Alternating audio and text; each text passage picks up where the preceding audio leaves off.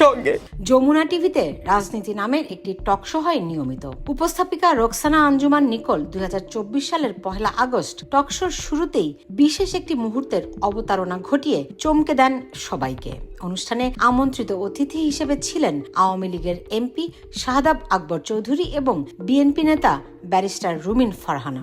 আপনাদের দুজনের কাছেই প্রশ্ন, আপনাদের পানি লাগবে কিনা? পানির বোতল কিন্তু আছে। অনুষ্ঠানের শুরুতেই আকস্মিকভাবে শাহাদাব আকবরকে বলেন পানি লাগবে কিনা, পানির বোতল কিন্তু আছে। কিছুটা হতভম্ব শাহাদাব চৌধুরী ডায়াসের নিচের দিকে তাকিয়ে বলেন পানি আছে। আপনার ওখানে পানি লাগবে?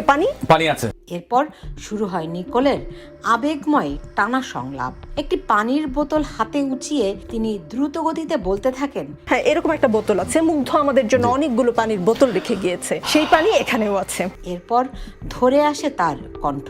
একটু বিরতি নিয়ে নিকোল বলেন, অগাস্টের আগে জুলাইতে এমন করে শোক পালন করতে হবে আমরা কেউ ভাবিনি। কিছুক্ষণ আগে আপনাকে একটা ঘটনার কথা বললাম, আপনি শুনেছেন। আমি আশা করি মাননীয় প্রধানমন্ত্রীকে আপনি এই ঘটনা বলবেন, কি হয়েছে একজন শিক্ষার্থীর সঙ্গে। একটু